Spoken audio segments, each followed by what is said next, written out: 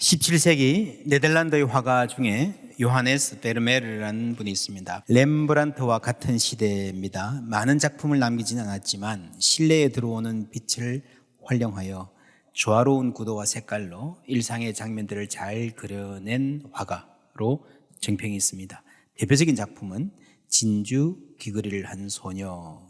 여인의 초상화로서 가장 유명한 것은 다빈치의 모나리자죠. 이게 이제 이탈리아거든요. 남유럽. 그래서 이 그림은 북유럽의 모나리자다라고 불리기도 합니다. 이 소녀가 누구인지, 어떤 상황에서 이걸 그렸는지 전혀 기록이나 정보가 없습니다. 트레이시 슈발리에라고 하는 미국 소설가가 이 그림에 매료되어서 진주 귀걸이를 한 소녀라는 이야기를 지어냈고, 이 소설이 2003년에 영화로 만들어지기도 했습니다. 작가의 상상에 의하면 이 그림의 주인공인 소녀는 아버지가 실명을 하고 집안이 점점 가세가 기울어서 마침내 누군가의 집에 한여로 팔려가는데, 그 집이 베르메르라고 하는 화가였다는 겁니다. 소녀의 이름을 그리트라고 붙였습니다. 그래서 낯선 집에 들어가는 그 순간 얼마나 긴장되었을까요? 가보니까 2층 집입니다. 그런데 주인 마님이 그리트에게 2층을 청소하라 그래서 올라가 보니까 2층은 완전히 다릅니다. 아주 조용한 화가의 작업실입니다. 아래층의 생활의 공간과는 완전히 분리된, 적막하기도 하고 고독하기도 하고 신비하기도 한 그런 공간입니다. 여기저기에 화가의 작품들이 있어요. 완성된 것들, 그리고 있는 것들. 이 그림을 그리트가 자세히 봅니다. 그리고 작업 도구들, 물감들, 이젤 이런 것들을 관찰하는 그 장면을 카메라가 그리트의 호기심 어린 눈을 따라가면서 아주 조심스럽게 보여주고 있습니다. 그런데 그리트가 청소하다 말고 내려와서 주인 마님에게 물어봅니다. 창문에 있는 먼지를 털어내도 되나요? 아니, 청소하라면 그냥 다 하지 뭘 그걸 물어보냐. 그때 그리트가 하는 대답이 영화의 방향을 보여줍니다. 먼지를 털어내면 빛이 바뀝니다. 이 그리트가 그림을 찬찬히 살펴보니까 지금 이 2층 작업실의 그 빛의 느낌, 채도를 잘 활용한 그림들이라는 겁니다. 근데 먼지를 다 닦아버리면 그 빛의 세기와 느낌이 달라져서 작업 환경이 완전히 달라질 거기 때문에 생각해 봐야 된다는 거죠. 가난한 집 딸입니다. 미술 교육은커녕 어떤 정규 교육도 못 받았습니다. 그런데 눈이 있는 거죠. 예술적 안목. 이 베르메르는 미술사에서 빛과 세계관에 민감한 대가로 평가받습니다. 대가는 재능을 알아보는 법입니다. 여러분, 우리는 같은 세상을 사는 것 같지만요, 다 다른 것을 보고 살아요. 여러분, 누구와 이렇게 함께 단체 여행 가보셨습니까? 같이 하루 종일 여행해요. 갔다 와서 저녁에 앉아서 이야기해보면요, 본 게 다 다릅니다.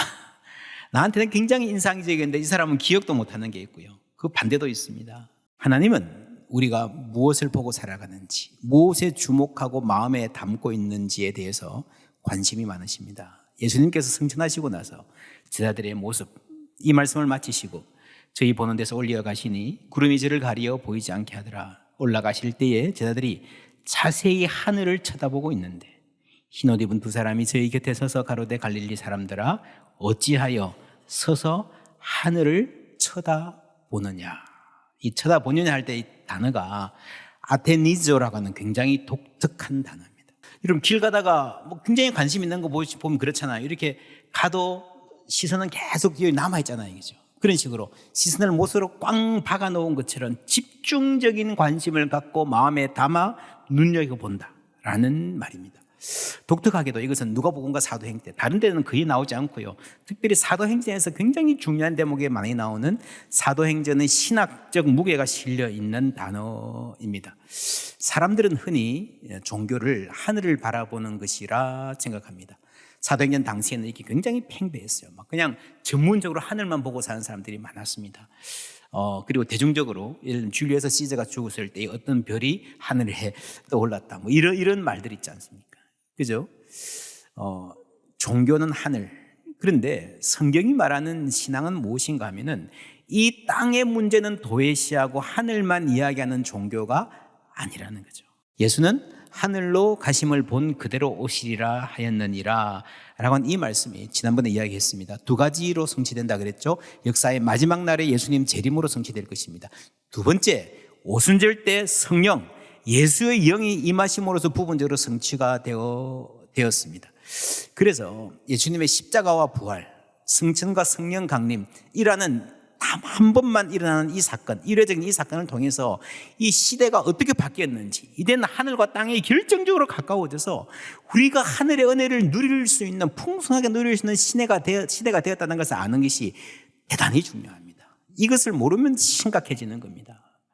지난 주일에 여러분 그런 말씀했던 기억나십니까? 큰 강으로 두 마을이 나누어져서 배를 타야 건너갈 수 있는데 다리가 생겨서 10분이면 갈 수 있게 되었습니다. 그게 신약 시대라는 거죠.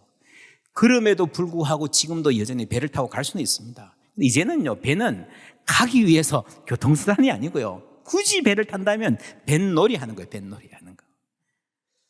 그게 종교라는 세계입니다. 이 종교 노름이 될 수 있습니다. 그래서 여러분, 우리가 신약 전 대체에 구약의 뿌리가, 배경이 아주 깊이 뿌리 박혀 있는데 그 배경이 중요하지만, 전체의 스토리가 중요하지만 구약과 신약의 차이를 알아야 됩니다. 어떤 교회들에서는요, 구약의 성막을 아주 열심히 가르치죠. 외우게 하고 뜰과 성소, 지성소 뭘 만들고 이래가지고 막 그냥 1년 내에 성막만 이야기하는 교회도 있습니다. 거기에 어느 정도 영적인 교훈들이 있어요. 그러나 여러분, 그 교회론의 중심을 거기에 두면 안 됩니다. 그거 옛날 이야기입니다. 성경의 복음이 무엇인지, 예수 그리스도에 의해서 이 구약의 시대가 어떻게 성취가 되고 우리가 새로운 언약 가운데 있는지를 제대로 몰라서 너무너무 힘든 상황에 있는 겁니다. 성경의 복음은 우리가 하늘만 주목하는 것이 아닙니다. 뜻이 하늘에서 이룬 것 같이 땅에서도 이루어지고 땅 끝까지 바라보는 비전을 주셨습니다. 이 땅에 무엇이 있습니까? 구원받아야 될 백성이 있는 거예요. 신음하고 굶주리는 현실이 있는 거예요. 깨어진 가정들이 있는 겁니다. 방황하는 청소년들이 있습니다. 여러분, 저 멀리 북한의 동포들의 아우성이 있잖아요. 여러분, 성령을 받으면요, 그 사람들이 눈에 들어오기 시작하고 보이기 시작하고 그 음성이 들리기 시작하고요, 내 기도에 들어오는 것입니다. 3장 1절부터 함께 읽습니다. 제9시 기도 시간에 베드로와 요한이 성전에 올라갈새 나가면서 못 걷게 된 이를 사람들이 메고 오니 이는 성전에 들어가는 사람들에게 구걸하기 위하여 날마다 미문이라는 성전문에 두는 자라. 그가 베드로와 요한이 성전에 들어가려 함을 보고 구걸하거늘 베드로가 요한과 더불어 주목하여 이르되 우리를 보라 하니. 주목하여 이르되, 아테니조란 말이 또 나왔습니다. 배경은, 장소는 성전 미문, beautiful gate, 아름다운 문입니다. 이게 정식 명칭은 아니고요, 별명이에요. 여러분, 별명이 생긴다는 건요, 사실은 정식 명칭보다 훨씬 더 강력한 인상인 경우가 많습니다. 성전에서도 아름다운 문이었다는 거죠. 구약의 백성들은 성전이 최고 아름다운 곳이었고요, 그 아름다움을 평생 사모하며 살았습니다. 악인의 장막의 거함보다 내 하나님 전에 문지기로 있는 것이 좋겠습니다 라고까지 했잖아요. 여러분, 그 아름다운 성전에서도 아름다운 문이라고 불리는 자리, 정말 가장 아름다워야 될 자리 아닙니까? 그런데 거기에 아픔이 있어요. 다리를 못 쓰는 장애인이 있습니다. 건강하지 못하니까 먹고 살 수가 없어서 구걸하고 있습니다. 그래서 사람들이 많이 모이는 곳. 왜 성전인가? 여러분, 사람들이 성전에 들어갈 때쯤 되면 평소보다 조금 너그러워지지 않을까요? 좋은 일입니다. 그리고 매일 이 자리에 데려다주는 사람들이 있다는 것도요, 나름대로 아름답고 정겨운 모습이잖아요. 세상의 최선일 수 있습니다. 그러나 그걸로는 한계가 있다는 거죠. 무슨 한계입니까? 성전은 하나님 만나는 곳입니다. 그런데 이 사람은 매일 성전에 오면서도 성전 앞에까지만 오지 막상 성전에는 못 들어갑니다. 이런 것을 뭐라 그러죠? 소외라고 합니다. 소외. 당신들의 천국. 이청준 씨 소설 제목이죠. 우리 사회가 많은 사람들에게 당신들의 천국, 뭐 발전한다, 뭐 한다, 좋아졌다 그래도 그렇지 않을까? 교회도 누군가에게 당신들의 천국이 될 수 있습니다. 당시 성전이 그랬다는 거예요. 성전이 어떤 곳입니까? 신명기 16장 2절 함께 읽습니다. 여호와께서 자기의 이름을 두시려고 택하신 곳에서 소와 양으로 내 하나님 여호와께 유월절 제사를 드리되 여러분 신명기 읽어보신 분은요, 이 표현이 그 입에 배었을 겁니다. 여호와께서 자기의 이름을 두시려고 택하신 곳. 여러분, 성전은요, 하늘과 땅이 만나는 자리입니다. 하나님께서, 그 거룩한 하나님께서 자기 백성들 가운데 거하신다는 것을 보여주기 위해서 여러분 성전에 있는 겁니다. 그런데 성전에 하나님이 계신다라고 말하는 게 여러분 때로는 과하게 느껴지기도 하고, 이게 약간 오해의 여지도 있어서 뭐라고 주로 이야기했는가 하면은, 성전은 하나님의 이름을 두시려고 선택하신 곳이다. 그런데 그게 성전인데요, 지금 이 성전에서는 그 이름에 걸맞는 하나님의 이름이 있다면 일어나야 될 치유와 구원, 그게 일어나지 않는 거예요.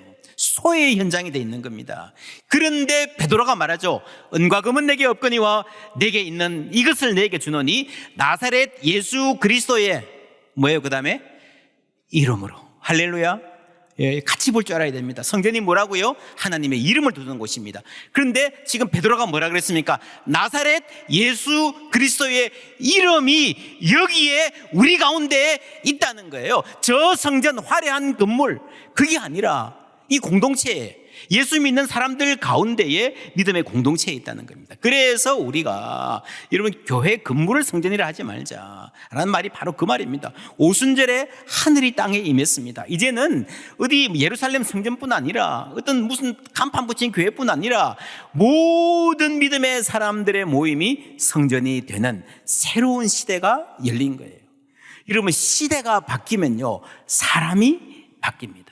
성령 받은 사람들 성전에 올라가면서 이제 앉아서 급하게 가서 기도해야지, 이것도 좋지만요, 그 옆에 구걸하는 장애인을 주목했다는 사실에 있습니다. 이런 마음 좋은 사람들은 그린에게 동전을 던져주겠죠. 그러나 이런 대부분 쳐다보지는 않습니다. 그렇잖아요. 손만, 깡통만 보죠. 던져줍니다. 그래서 여러분 많은 경우에 깡통 안에 안 들어가고 또르르 구르잖아요. 얼굴을 본다 그래도 힐끔 보고 말아요. 그런데 베드로는 주목했다 그랬습니다. 정말 멋진 거, 아름다운 거, 재밌는 거 봐서 계속 그 고개를 여러분 시선을 못 박은 것처럼 집중해서 봤다는 거죠. 여러분, 이것이 사람이 바뀐 거예요.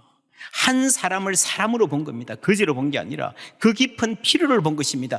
하나님이 창조하신 한 인간, 지금은 저렇게 초라하게 무기력한 운동자로 동전 한 입 구걸하며 앉아있지만 이제 이 사람이 곧 일어나 기뻐 뛰며 하나님을 증거할, 예수 그리스도를 증거할, 하나님을 찬송할 멋진 인간이 될 것이다. 여러분, 그리고 그 시선에 따라서 그 일이 이루어졌습니다. 기적이 어디서 시작됐습니까? 그 사랑의 눈, 따뜻한 시선. 그렇죠. 베드로가 본래 그런 사람 아니었습니다. 요한복음 9장 1절 2절 함께 읽습니다. 예수께서 길을 가실 때에 날 때부터 맹인된 사람을 보신지라. 제자들이 물어 이르되 랍비여, 이 사람이 맹인으로 난 것이 누구의 죄로 인함이니까? 자기니까 그의 부모니까? 예수님은 이 장애인을 따뜻한 사랑의 시선으로 바라보시는데 제자들은 차갑고 냉혹한 시선으로 판단하잖아요. 후벼 파잖아요. 그런 사람이었습니다. 마가복음 10장 48절부터 함께 읽습니다. 많은 사람이 꾸짖어 잠잠하라 하되 그가 더욱 크게 소리질러 이르되 다윗의 자손이여 나를 불쌍히 여기소서 하는지라. 예수께서 머물러 서서 그를 부르라 하시니 그들이 그 맹인을 부르며 이르되 안심하고 일어나라, 그가 너를 부르신다 하매. 여기 맹인 거지가 있습니다. 나를 불쌍히 여기소서 필사적으로 부르는데 예수님 한 분을 제외한 모든 사람들은요 꾸짖어 잠잠하라 그랬어요. 왜 꾸짖었겠어요? 우리 예수님 모시고 아주 중요한 이야기 들어야 되는데 너가 왜 방해하냐. 그렇게 냉혹한 사람이었어요. 그런데 이제는 성령 받고 났어요. 이웃의 아픔이 보이는 거예요. 그 탄식이 들리는 거예요. 사람을 보고 저 사람은 얼마나 힘들까, 그 마음이 느껴지는 거예요. 할렐루야. 그것이 여러분 성령 받은 변화입니다. 이렇게 성령 받은 사람들의 시각이 변하면서 역사가 변하기 시작합니다. 우리도 마찬가지입니다. 우리가 자기중심적인 사람이었잖아요. 예수 믿고 예수의 복음 안에 살면서 우리도 조금씩 이웃의 아픔을 보기 시작합니다. 서두에 말씀드린 영화에서 이 화가의 집은요, 생활의 공간 1층과 예술의 공간 2층이 완전히 분리되어 있습니다. 상징적이죠. 여러분, 현실 생활에 얽매이거나 방해받지 않고 예술을 추구하고 싶은 열망이 예술가에게 있습니다. 종교도 마찬가지예요.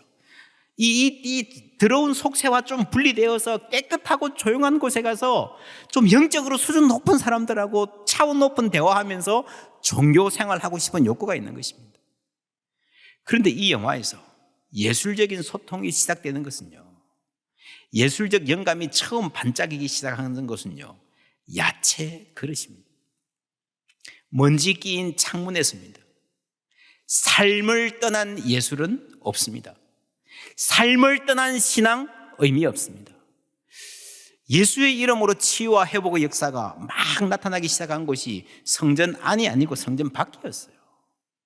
여러분, 담을 쌓아놓고 더러운 성전 밖과 깨끗한 성전 안, 그리고 그 안을 온갖 종교적인 프로그램과 화려한 장식으로 치장해 놓았지만 여러분, 그 안에 하나님의 이름이 없었습니다. 이 갈릴리 시골 사람들 돈 한 푼 없었지만 그런데 그들에게는 예수의 이름이 있었던 것입니다. 그것이 참 성전입니다. 예수의 마음을 가진 사람들이 불쌍한 영혼들을 주목하면서 미문, 뷰티풀 게이트라는 이름은 붙였지만 그 이름대로 되지 못했던 이 땅의 모습이 참으로 아름다운 곳으로 변해가기 시작하는 것입니다.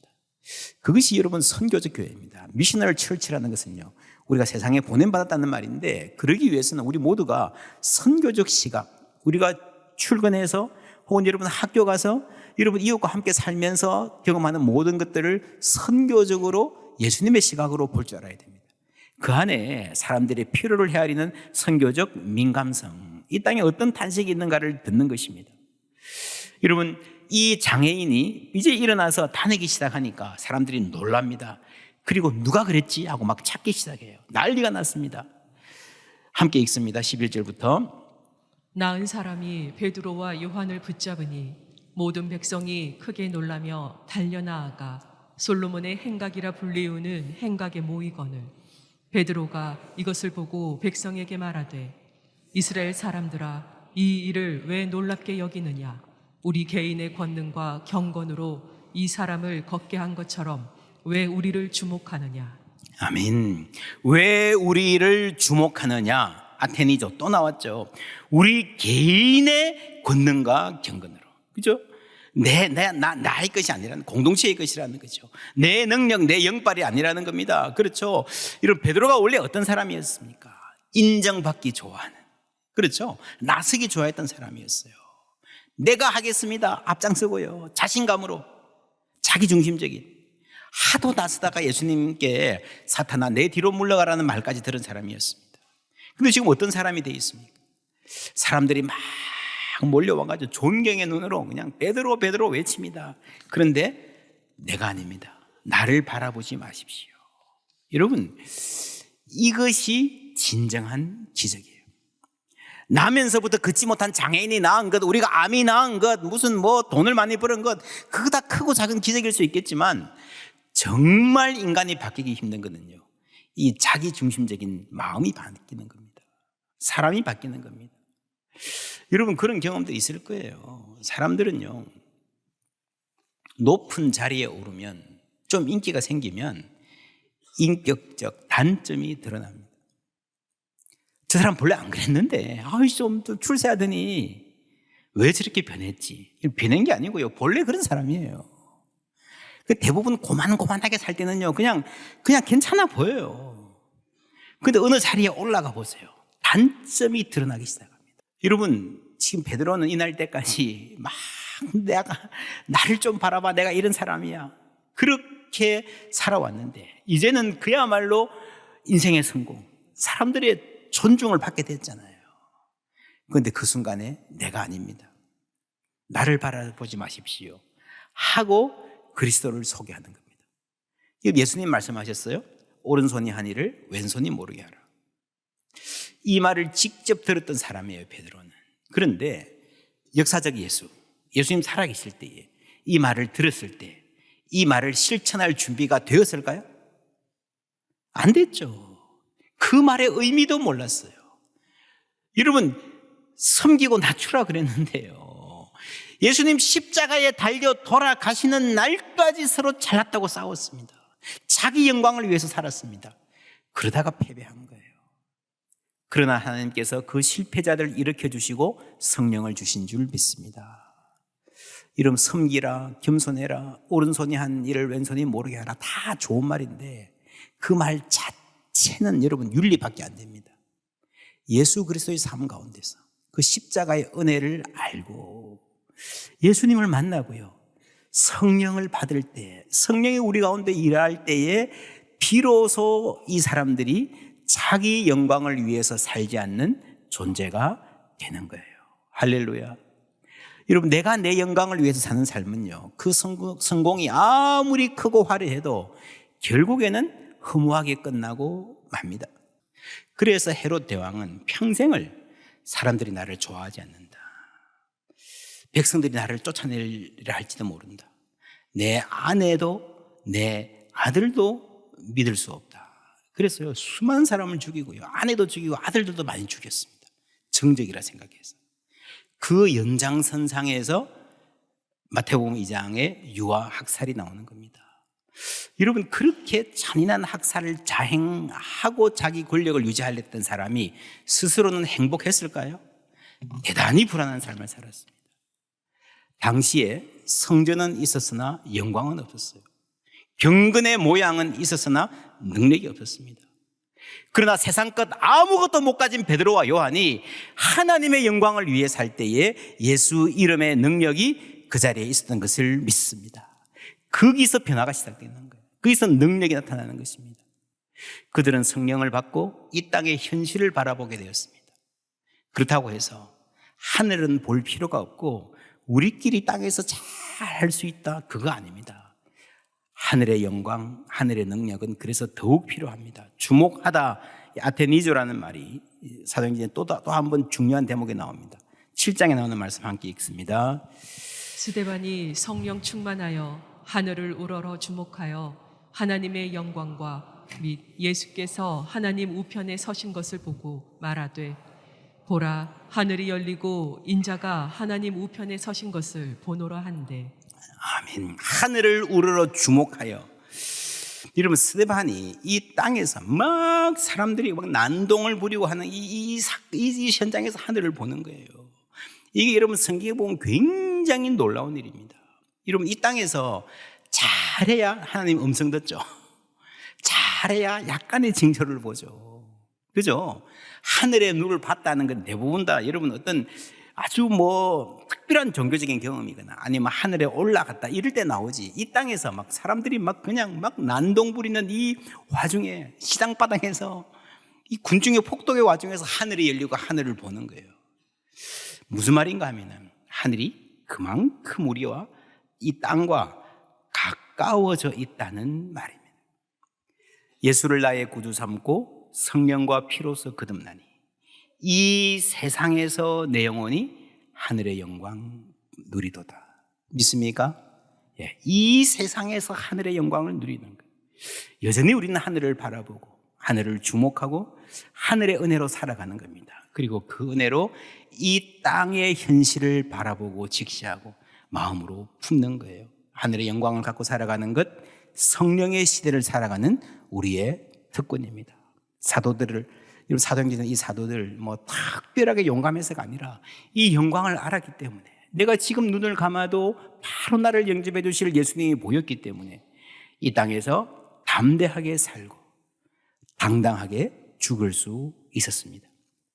우리에게도 성령 하나님 함께 하셔서 하늘의 위로 하늘의 평화 채워주시고 그 영광으로 이 땅 승리하며 살게 하시기를 주님의 이름으로 축원합니다.